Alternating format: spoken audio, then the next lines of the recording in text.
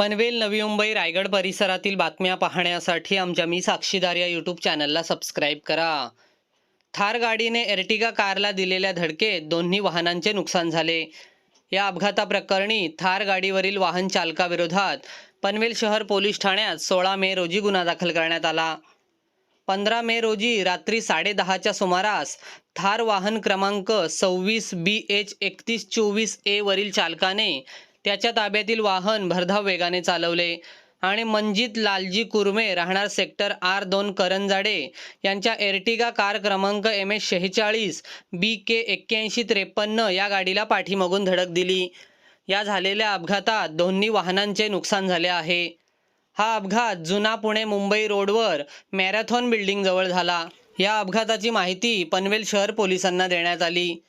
त्यानंतर थार गाडीवरील वाहन चालकाविरोधात पनवेल शहर पोलीस ठाण्यात गुन्हा दाखल करण्यात आला. या प्रकरणी पनवेल शहर पोलीस अधिक तपास करत आहेत.